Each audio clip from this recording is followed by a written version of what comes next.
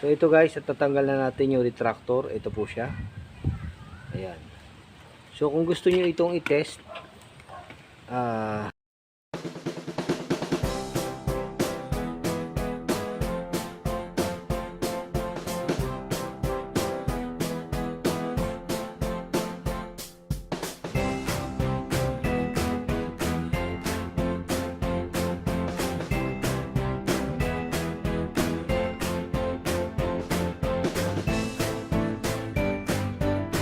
hello guys, magandang araw po muli sa inyong lahat at welcome po muli dito sa STOE channel. So, ngayong araw na ito guys ay ipapakita ko po sa inyo paano po pinapalitan yung retractor ng top load automatic, fully automatic washing machine or yung drain motor. Kasi po may mga nagtatanong po paano raw papalitan, medyo mahirap po daw palitan. So, ngayon po ipapakita po natin ito guys, ipapakita po natin paano po pinapalitan ito. Para sa gayon guys ay kung halimbawa po na nasira po yung drain motor ng washing machine ay mapalitan natin. At ito po ay napakadali lang. Ituturo ko po sa inyo step by step, kahit hindi ka technician, kaya mong palitan. Okay, so samahan niyo po ako ngayong araw na to. So ito guys yung ating washing machine na papalitan po ng drain motor o yung retractor. So yung drain motor po ng automatic washing machine ay matatagpuan sa ilalim na side po ng ating washing machine. So ang kailangan natin gawin, ihihiga natin ito guys. Okay?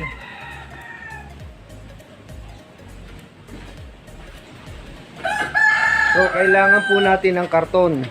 Ito guys, so kasi pahihigain natin siya. Itong ating washing machine. So ito guys, hihiga natin.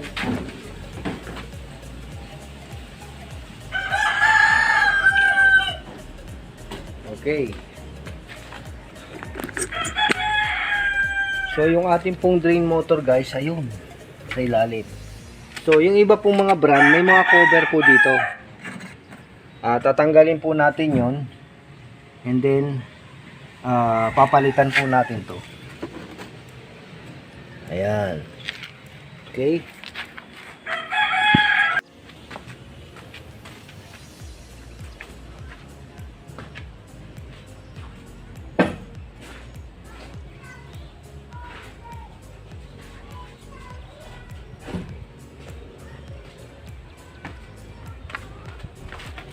Okay guys, so ito po yung ating drain motor. At tatanggalin po natin siya, papalitan po natin. So pagkapapalitan po natin, kailangan lang po nating ihiga yung washing machine. And then kung may cover po dito, ito po kasi wala na pong cover. So pagka may cover dito, tatanggalin po natin. May mga screw lang po yan. Okay? So po pwede na po nating tanggalin itong ating drain motor. So meron lang po itong dalawang screw.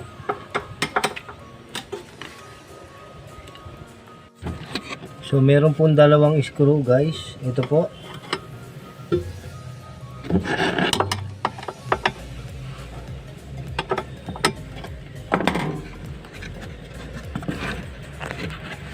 Ayan. Ito pong screw na ito. At saka po ito po sa kabilang side. Ito po. So tatanggalin po natin itong dalawang screw. At para po matanggal natin yung drain na motor. So ito guys, kailangan natin ng kahoy para hindi tayo masyado mahirapan. So ilalagay po natin yan dyan. Aangatin natin. Yan. Para po hindi tayo mahirapan. So ito guys, ang gagamitin natin ay itong G's na back rings. Yan po.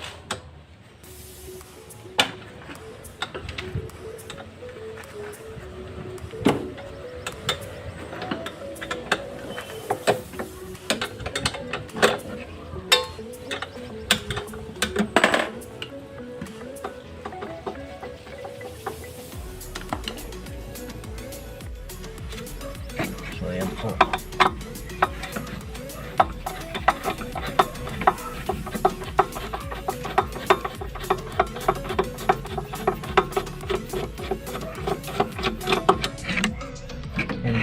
pa po ditong isa.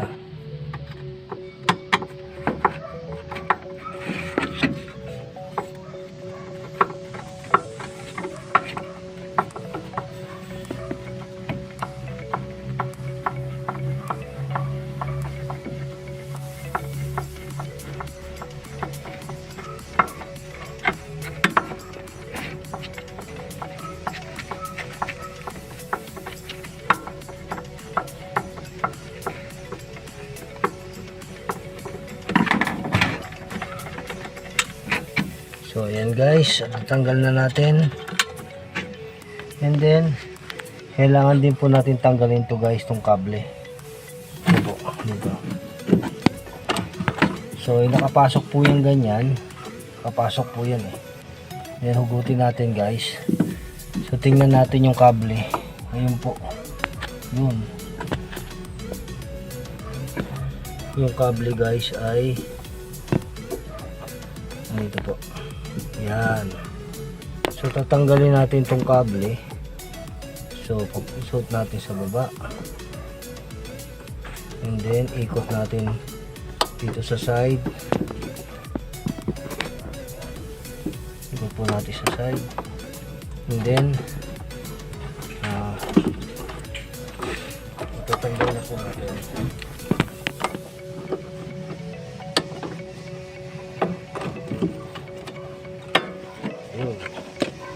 At naalis na po natin guys. Ito pong ating drain motor. Ayan. Ito guys, at tatanggal na natin yung retractor. Ito po siya. Ayan. So kung gusto nyo itong i-test, 220 volts po ito. Ayan, 220 volts. Pwede po siyang i-directa dito sa ating outlet. Ayan, so hindi po gumagana. Ang mangyayari po kasi dito guys, pagka po na-supplyan siya ng 220, so itong wire papasok sa loob, babatakin niya po yan. So since na hindi na po siya gumagana, so sira na po itong ating drain motor o yung retractor. So ito guys, may nakuha po ako na pamalit kasi ito po yung original. So yung bracket niya medyo pareho, pero yung distance po ng screw ay hindi pareho dito sa isa. So check natin to kung buo. Ito po yung wire niya.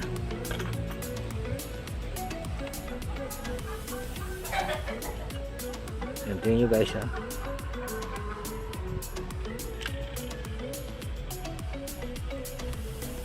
Ayan po, umiiksi. So ganun po yung function niya. And then pagka tinanggalan yung supply, hahatakin naman ito ng spring. So ito kasing isa ay ayan.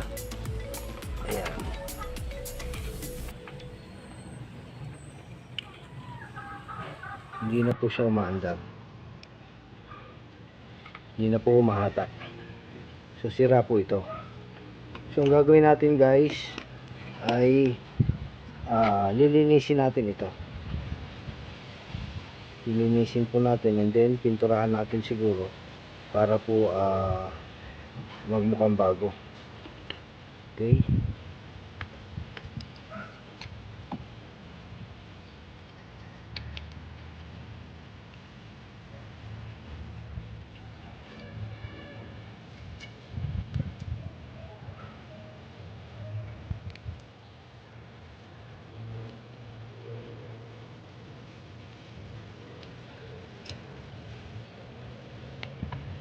So mamaya balikan ko kayo guys after na malinis natin. So ayan guys, at natanggal ko na. So ito po yung buo, ito po yung sira. So ito yung gagamitin natin bracket. So ito guys, pipinturahan natin yung bracket. Kasi makita niyo po, ayan na itsura ng bracket. So may mga kalawang na siya. Actually nilinis ko siya. Ginamitan ko po ng wire brush. Pero mas maganda kung pinturahan natin. So ngayon guys, pinapainit ko po. Pinapainit ko po yung ating bakal kasi medyo malamig dito sa tanay ngayon. baka po magkaroon ng bubble.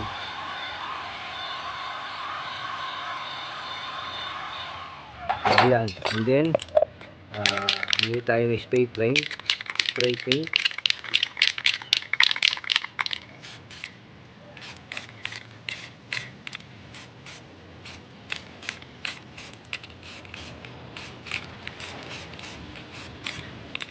Yan. So, punta naman tayo. Okay na ito guys, tong kabilang side. At dito naman po tayo sa kabila. So, ipapainitin din ho natin ng kaunti yung bakal. Pero konti lang guys ha. Kasi, pagka naman na sobra ng init, madadamage din yung pinturang titikit. So, baka yung pintura masunog.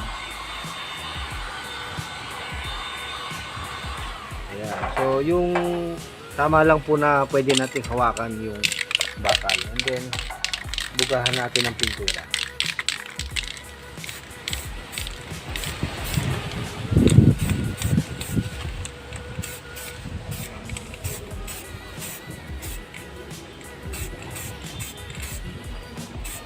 Ayan. So ito guys, at i-assemble na natin yung i-assemble na natin to guys.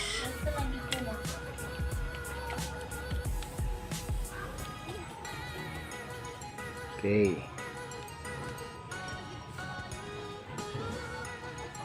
So ayan.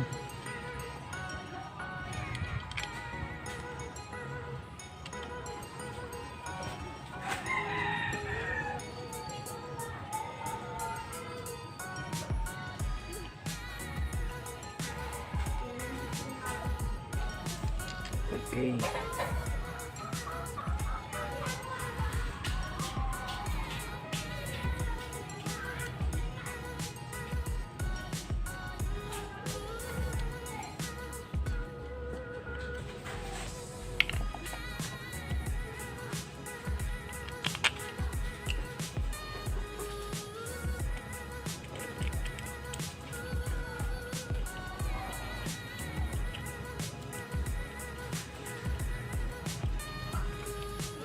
Okay, so ikakabit na po natin siya guys.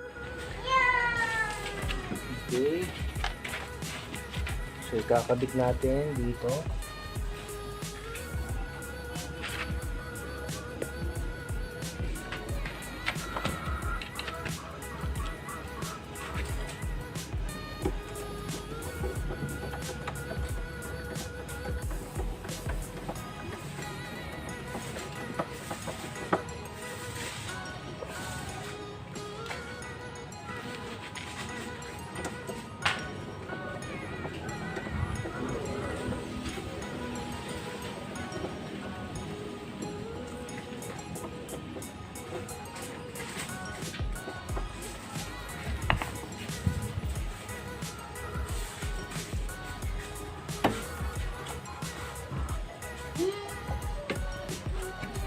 So ayan guys, at itetest natin. So, gamit tayo ng extension.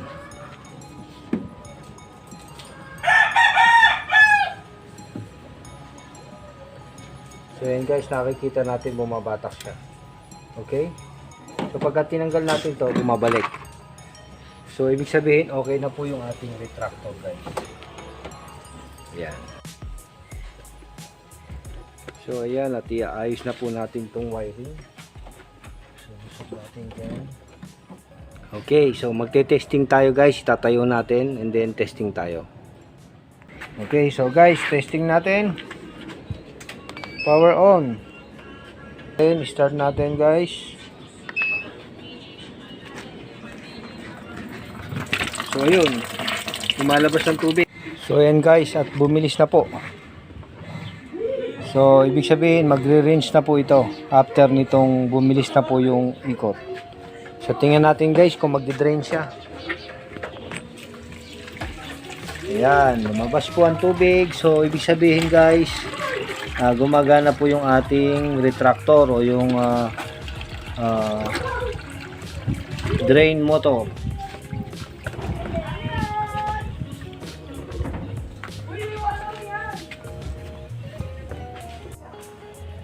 So yan guys, at napakita ko po sa inyo kung paano po pinapalitan ang retractor at sana po ay nakapag-share po ako sa inyo ng kaunting kaalaman kung paano po ito pinapalitan. At alam ko pong kayang-kaya ng lahat na palitan ito, madali lang po. Kahit hindi po technician ay po pwede po makapagpalit ng retractor o yung drain motor ng ating fully automatic washing machine. Kaya po kung nasira po ang inyong fully automatic washing machine at ang sira po ay hindi po siya nagdi-drain, tingnan po natin yung ating retractor kung buo o sira. And then kung na-find out natin na sira ay palitan po natin. Dahil sa napanood natin ang video ito ay alam ko pong kayang-kaya na po nating palitan. So sana po ay samahan nyo pa po kami sa mga susunod na video at kung bago ka po dito sa ating channel ay paki-subscribe po ang ating channel at paki-hit na rin po yung notification bell para po sa mga susunod na videos na i-upload natin. Maraming salamat.